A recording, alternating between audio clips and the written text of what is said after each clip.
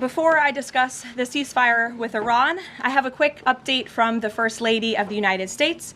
Yesterday marked the very first conviction under the Take It Down Act, landmark legislation that First Lady Melania Trump played an instrumental role in getting passed, that protects victims from non-consensual AI-generated sexually explicit images, cyber stalking, and threats of violence. This is a huge achievement for the First Lady, and I know the President is very proud of his wife's efforts in getting this critical legislation passed to protect America's youth. So we thank the First Lady for her efforts, and we hope that others will report on this historic conviction yesterday.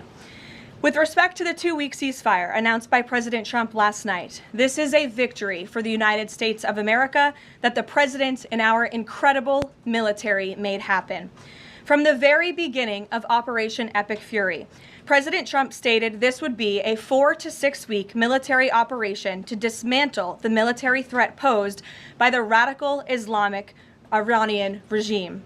Thanks to the unbelievable capabilities of America's war fighters, the United States has achieved and exceeded those core military objectives in just 38 days. The U.S. military destroyed Iran's defense industrial base, crushing the regime's ability to manufacture weapons that they and their proxies use to maim and kill Americans and terrorize the world. Iran's ability to build and stockpile ballistic missiles and long-range drones has also been set back by years compared to where it was 6 weeks ago prior to the launch of Operation Epic Fury. We destroyed the vast majority of Iran's ballistic missiles, launcher vehicles, and long-range attack drones through more than 450 strikes on ballistic missiles and approximately 800 strikes on Iran's drone-launching units and storage facilities. In total, more than 13,000 targets across Iran were struck. Again, this is in the matter of just 38 days. Meanwhile, the Iranian Navy was completely annihilated. The United States destroyed more than 150 naval vessels in total, including 16 entire classes of Iranian warships. Despite once being the largest undersea force in the Middle East, Iran now has 0 submarine vessels. 97% of Iran's once massive inventory of more than 5,000 naval mines has also been targeted and destroyed. Iran's air forces are functionally and operationally irrelevant at this point, after the United States maintained total air dominance over their country for weeks on end. To underscore the significance of this, before Operation Epic Fury, the Iranian Air Force would fly between 30 to 100 flights per day. Today, that number is 0. Iran's ability to fund and support its terrorist proxies has been greatly reduced. At this point, Iran can no longer distribute weapons to its proxies in the region. And most importantly, Iran will not be able to acquire nuclear weapons. Prior to the start of this successful operation, Iran was aggressively expanding its short-range ballistic missile arsenal. Through these weapons and its navy, Iran was attempting to build a military buildup around their country that would pose an imminent and existential threat to the United States military assets in the Middle East, our allies in the region, and ultimately the free world. Iran was pursuing this dangerous and aggressive strategy for one reason: to hold the entire world hostage to its terrorist ambitions. The Iranians aim to use their expanded military capabilities as a shield around their country to continue achieving their ultimate goal internally, building nuclear bombs. But their murderous and evil plans have been blown up, quite literally and figuratively, along with their military, their nuclear program, and most of their senior leadership, including the former Supreme Leader Ayatollah Ali Khamenei. Their command and control structures were also massively disrupted after being struck more than 2,000 times. Many of their remaining leaders are paralyzed in fear and no longer enjoy the freedom to move around their country freely and meet openly. Thanks to the unmatched excellence of our warriors at the direction of the Commander-in-Chief, the world has just witnessed a historically swift and successful military triumph. President Trump started Operation Epic Fury with strategic military objectives, and the United States has clearly achieved them.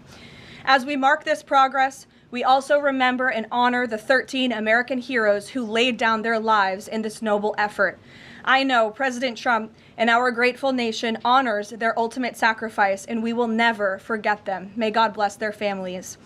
The valiant efforts of all of our incredible service members created maximum leverage for the President of the United States, allowing he and his leadership team to engage in tough negotiations over the past couple of weeks that have now created an opening for a diplomatic solution and long-term peace in the Middle East. The President's maximum pressure and the leverage created by the success of Operation Epic Fury led to the Iranian regime asking for and ultimately agreeing to a ceasefire proposal with the United States. Iran could no longer tolerate being bombed or taking the gamble of what was to come following President Trump's 8 p.m. deadline last night. Iran has agreed to open the Strait of Hormuz, and as the President said, we have received a proposal from the Iranians that has been determined to be a workable basis on which to negotiate. I've seen a lot of inaccurate coverage today from the media about these negotiations and these plans already. So let me be clear and correct the record. The Iranians originally put forward a 10-point plan that was fundamentally unserious, unacceptable, and completely discarded. It was literally thrown in the garbage by President Trump and his negotiating team. Many outlets in this room have falsely reported on that plan as being acceptable to the United States, and that is false. With the President's deadline fast approaching and the United States military completely decimating Iran with each passing hour, the regime acknowledged reality to the negotiating team. They put forward a more reasonable and entirely different and condensed plan to the President and his team. President Trump and the team determined the new modified plan was a workable basis on which to negotiate and to align it with our own 15-point proposal. The President's red lines, namely the end of Iranian enrichment in Iran, have not changed. And the idea that President Trump would ever accept an Iranian wish list as a deal is completely absurd. The President will only make a deal that serves in the best interests of the United States of America, and he as a negotiating team will focus on this effort over the next 2 weeks, so long as the Strait of Hormuz remains open with no limitations or delays. These extraordinarily sensitive and complex negotiations will take place behind closed doors over the course of the next 2 weeks. I would strongly advise the media against running with narratives that have no basis in fact. What Iran says publicly or feeds to all of you in the press is much different than what they communicate to the United States, the President, and his team privately. Never underestimate President Trump's ability to successfully advance America's interests and broker peace. President Trump has a proven track record of achieving good deals on behalf of the United States and the American people, and he will only accept one that puts America first. With that, I will take your questions today. I'm sure you have a lot of them. In our new media seat, we have Shane Harris with the AMAC Newsline. Shane, thank you for being here. Why don't you kick us off? Yeah, thanks for having me, Caroline. 2 questions for you. First, following the President's announcement of the ceasefire, if this is indeed the end of hostilities in Iran, what is the President's message to the American people about what was achieved for our country through Operation Epic Fury? Sure. I think I just laid out a significant portion of that in my opening remarks. 6 weeks ago, the President looked the American people in the eye directly, and he told them that he launched this operation to take out the imminent threat that was posed by Iran. And that threat has now been greatly destroyed. Their Navy, their missiles, their defense industrial base, and their desire and their plan to build a nuclear bomb inside their country is no longer going to be allowed, can no longer happen, thanks to the remarkable success of Operation Epic Fury over the course of the last 38 days. That has been absolutely achieved, and now we're moving into the next phase of this, which is a negotiating period to put some fine points on this and to hopefully broker an agreement that can achieve long-term peace in the Middle East. Yeah, and then second, what is the President's message to American seniors who have a much higher voter participation rate and they're likely to be a key swing vote in the midterm elections? Well, the President loves our seniors across the country, and as you know, the President signed the One Big Beautiful Bill, the Working Families Tax Cut last year, which greatly reduced taxes on Social Security for our seniors. In fact, thanks to the Working Families Tax Cut, nearly 90% of seniors will no longer pay tax on their Social Security. That's a huge win for our seniors and also for our middle class and working families across the country with the no tax on tips provision and the no tax on overtime. Next week is tax week. You'll hear a lot from the President about how his policies have benefited the American people, and I'm proud to report that the President will be traveling next week to the great states of Nevada and Arizona to tout this historic accomplishment over the course of the next week. Thank you for being here, Shane. Gabe. Thank you, Caroline. Iranian state media is saying that Iran has now closed off the Strait of Hormuz today in response to Israeli attacks on Lebanon. What's the White House response to that? And you just listed many military successes. I understand that. But strategically, how is the administration arguing that Iran does not have more economic leverage than it did before the start of the war? Sure. Well, with respect to the first reporting out of Iranian state media, the president was made aware of those reports before I came to the podium. That is completely unacceptable. And again, this is a case of what they're saying publicly is different privately. We have seen an uptick of traffic in the Strait today, and I will reiterate the president's expectation and demand that the Strait of Hormuz is reopened immediately, quickly, and safely. That is his expectation. It has been relayed to him privately that is what's taking place, and these reports publicly are false. Caroline, the president yesterday threatened that a whole civilization would die if a ceasefire deal wasn't reached, understanding that Iranian leaders have previously said death to America. But why is it appropriate for the president of the United States to use that kind of language when talking about civilian targets? And was the president mocking Islam by signing off his True Social post over the weekend, praise be to Allah? Wouldn't that antagonize Muslim allies across the world? Well, I understand the questions about the president's rhetoric, but what the president cares most about is results. And in fact, his very tough rhetoric and his tough negotiating style is what has led to the result that you are all witnessing today. Iran publicly acknowledging last night that they have agreed or that they wanted this ceasefire with the United States because they no longer could tolerate being bombed by our very powerful and lethal military, and that they have committed to the reopening of the Strait of Hormuz, which the president will hold them accountable for, and it's something the administration is closely monitoring in real time. So, Danny. Should the world not take his word seriously? The world should take his word very seriously in understanding that the president is always most interested in results. And it was the Iranians who backed down, not President Trump. He said that they would face very grave consequences, as you just laid out, by the 8 p.m. deadline if they did not agree to reopening the Strait of Hormuz. And what did they do last night? They agreed to reopen the Strait of Hormuz. Danny. Thanks, Caroline. Would President Trump like to see Lebanon included in this peace deal? Because as you know, there have been increased Israeli strikes on Lebanon today with dozens of casualties there. Sure. Lebanon is not part of the ceasefire. That has been relayed to all parties involved in the ceasefire. As you know, Prime Minister Netanyahu put out a statement last night in support of the ceasefire, in support of the United States' efforts, and he's also assured the president they'll continue to be a helpful partner throughout the course of the next 2 weeks. Is there any thought, though, that the president might like to see Lebanon included at a future date, given that it seems to be causing or potentially undermining the Iran ceasefire?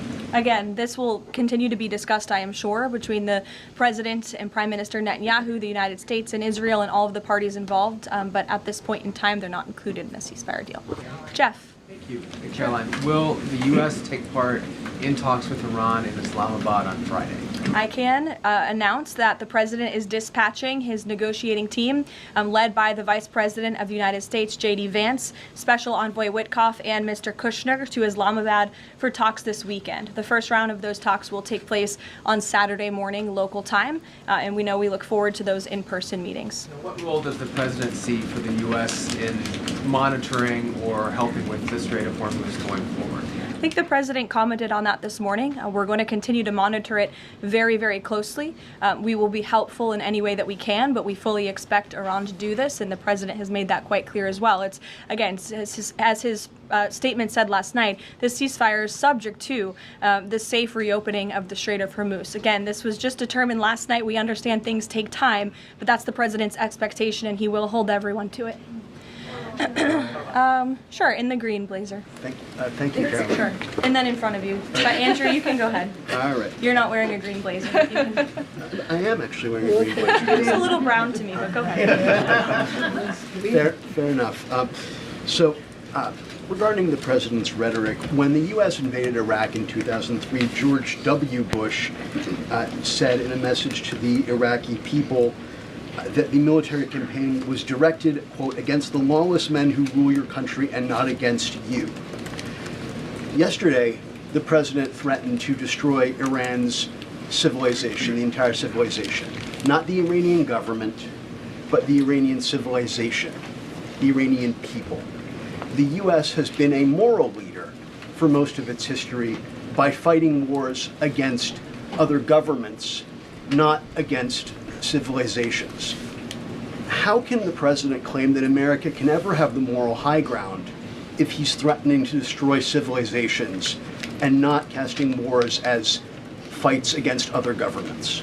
Andrew, I think you should take a look at the actions of this president over the course of the past 6 weeks and the actions of our brave men and women in our United States military who have taken out essentially taken out the military of a rogue Islamic regime that has chanted death to America for 47 years, that has killed and maimed thousands of American soldiers over the course of the last 5 decades. The president absolutely has the moral high ground over the Iranian terrorist regime, and for you to even suggest otherwise is frankly insulting. With all due respect, Caroline, Go ahead. with all due respect, Go ahead. there is Just given what we've seen in Lebanon today and the increased attacks from Israel, I mean, is there any concern that Netanyahu is trying to kill the ceasefire? The president spoke with Prime Minister Netanyahu last night, and in that private conversation, Prime Minister Netanyahu relayed exactly what he said to the world publicly, that he supports the president, and Israel remains a key ally and partner to the United States. They've been a tremendous partner over the course of the past 6 weeks, and we thank them for their heroic efforts as well. The president had that conversation last night, and that was relayed to the world publicly as well. Reagan, go ahead. Caroline, I have a question for you on Iran, and then I have a question on the Dignity Act as well. On Iran, it's been reported that the ceasefire was struck after the involvement of 2 unlikely factors, J.D. Vance and China. What role did those parties play in striking a deal? Well, Vice President Vance has played a very significant and a key role in this since the very beginning. Of course, he's the president's right-hand man. He is the Vice President of the United States. He's been involved in all of these discussions, and as I just announced, he'll be leading this new phase of negotiations in Islamabad later this week. With respect to China, there were conversations that took place between top levels of our government and China's government. The president has great respect for President Xi and a great working relationship with him and with that country, and he looks forward to visiting China in just a few weeks. And on the Dignity Act, it's getting a fresh push through Congress. It would give some illegal immigrants in the country a path to citizenship.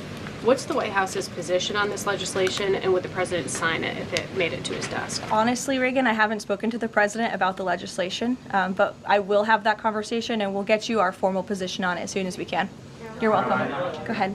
The president suggested in an interview this morning that he would support a joint U.S.-Iranian venture to charge tolls for ships going through the strait. Does the president believe that the U.S. should earn revenue from the Strait of Hormuz going forward?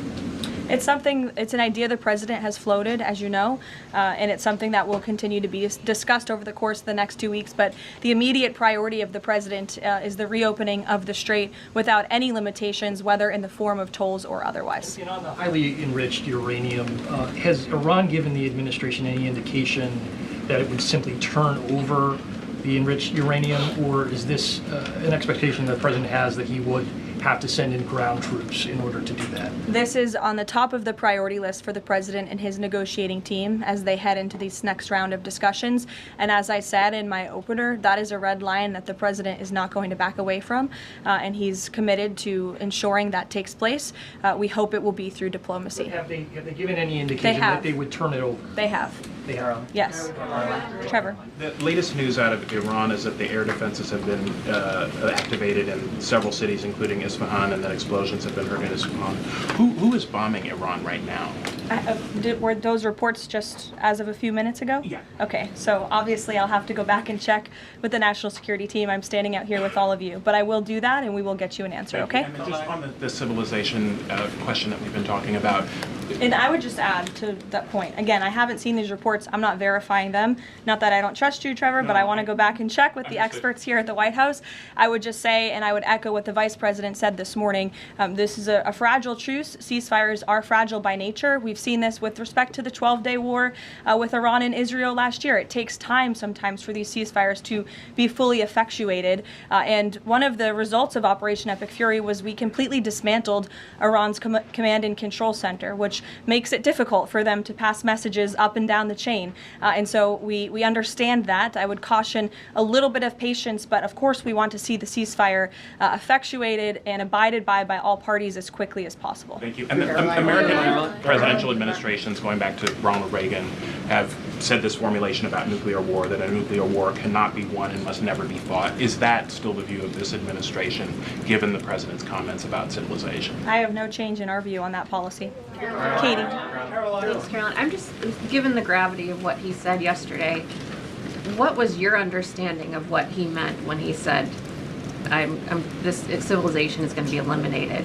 I think it was a very, very strong threat from the President of the United States that led the Iranian regime to cave to their knees and ask for a ceasefire and agree to reopening the Strait of Hormuz. So it was a very strong threat that led to results. And as the Secretary of War stated at the Pentagon this morning, it was not an empty threat by any means. The Pentagon had a target list that they were ready to hit go on at 8 p.m. last night if the Iranian regime had not agreed to open the strait, which they did, and I think that's something we should all be grateful for. The United States is a moral leader in the world, given that I was asked this exact same question by your colleague Andrew in the back, and I think, again, the insinuation by anyone in this room that Iran somehow has the moral high ground over the United States of America is insulting, considering the atrocities that they have committed against our people and our military over the past 5 decades. John, go ahead. Thanks a lot, Caroline. 2 questions for you. One has to do with a statement, a joint statement put out this morning by some of America's European allies, our NATO allies. And in that joint statement, they said regarding the Strait of Hormuz, our governments will contribute to ensuring freedom of navigation in the Strait of Hormuz. What's the administration's reaction to that joint statement? Does that smooth things over when the president meets with NATO Secretary General a little bit later this afternoon? I have a direct quote from the President of the United States on NATO, and I will share it with all of you. They were tested and they failed. And I would add, it's quite sad that NATO turned their backs on the American people over the course of the last 6 weeks when it's the American people who have been funding their defense. As you know, President Trump will be meeting with Secretary Ruta in a couple of hours here at the White House, and I know he looks forward to having a very frank and candid conversation with him. And then secondly, in regards to this conflict, 38 days, as you pointed out, President Trump has said that there's been regime change. Has that regime change led to more freedoms for the Iranian people? I think that's a question that's being asked a little bit too early, John, and we hope that is the case, but it's something that has yet to be seen. Eamon. Caroline, on this question of tolling by the Iranians in the Strait of Hormuz, I've heard you talk about a number of red lines that the president has in this negotiation, but I haven't heard you say that Iranian tolling in the Strait of Hormuz is a red line. Would it be acceptable to the United States at the end of all this if the Iranians are able to charge tolls in the Strait of Hormuz? I think the president was very clear and simplistic in his language last night in his Truth Social post, where he said that this ceasefire is subject to the free, safe, and immediate reopening of the Strait of Hormuz. That's very plain language, and it should be taken at face value. You mean free of charge? Carrie, go ahead. Without limitation, including tolls, yes. Carrie. Quick follow-up on the tolling. Why would the U.S. allow Iran to collect tolls from the Strait of Hormuz? That's not something that we've opposed for a number of years now. Again, that's not something we've said that we've definitively accepted. The joint venture is something that was proposed by the president, but he was very clear in his statement last night. He wants to see the strait reopened immediately without limitation, and that's something we're going to hold them to. Yes, second question. On family and friends in Iran. I myself am Iranian, and I've been talking to them through the blackout. One of my family members yesterday said goodbye to me. So what message should we be sending Iranians when they message me saying what should they be doing right now? How should they stay safe? Because they really don't know what to do. I think the president's main priority, and my main priority as his spokeswoman, is to make sure that clear messages are sent to the American people, of course, which is my job today. With respect to the Iranian people, the president, has taken out the imminent threat that was posed by their military to the United States, to our allies in the region, to our forces in the region, and of course, as the president has long said, he hopes that Iran will be a country of peace, of prosperity, and we're moving into this next round of negotiations to hopefully come to an agreement with with this new regime that will create long-term stability in the Middle East. He has said that they should stay inside of their homes and also take back their country. So there's a contradiction there. So how do you address that? Again, we're moving into this next round of negotiations with the remnants of the regime and those that we are speaking with now to hopefully reach a place of peace long-term for the region, and that includes the Iranian people as well. In the blue, go ahead. Thank you, Caroline. The White House posted the statement from the Iranian government that passage in the Strait will be coordinated with Iran's armed forces.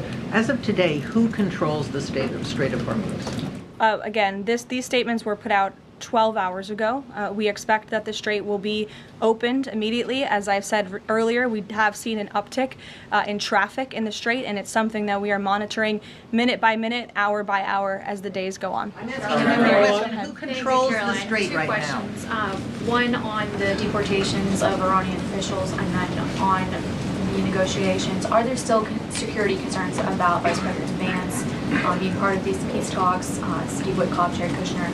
And then two, given the ongoing deportation of General Soleimani's niece, does the Trump administration plan to deport more relatives or people in the families of Iranian officials that are in the U.S.? Certainly, anyone who is here fraudulently. I understand one of the individuals who their visa was revoked by Secretary Rubio and they were deported by ICE. They had a fraudulent asylum claim. That's against the laws of the United States.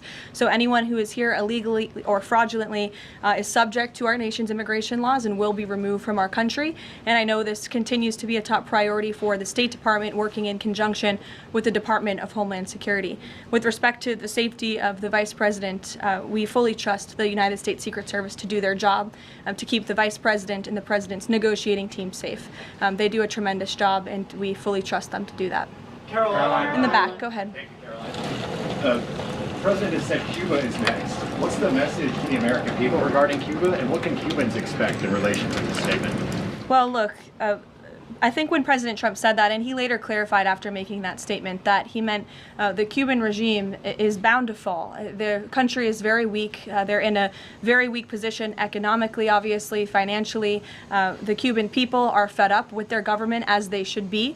And these talks and discussions continue to happen at the highest level of our government. I don't have any updates or announcements for you with respect to Cuba policy today. Good to see you. Thank you, Caroline. Secretary Hegseth said this morning that U.S. troops would be sticking around. Can you expound upon that, what we should expect from U.S. troops in theater for the next 2 weeks and beyond? I would defer you to the Pentagon for any specifics on assets that have been in place in the Middle East, but take the Secretary at his word, and also the President has reiterated this as well in his own words, that we're not going to move anything immediately. Again, this is a 2-week ceasefire where we hope at the end, and we expect at the end, we'll have a good agreement between the United States and Iran, but in the meantime, we're going to ensure that our military is always at the ready of the Commander-in-Chief. I'll take a couple more in the back. Sure. Thank you. Thank you very much. On NATO, I'll take your question. Go Thank you, ahead. Caroline. On NATO, can you tell me, is the United States still considering withdrawing from NATO? Is that still a possibility? It's something the President has discussed, and I think it's something the President will be discussing in a couple of hours with Secretary General Rutte, and perhaps you'll hear directly from the President following that meeting later this afternoon. Thank you, everyone.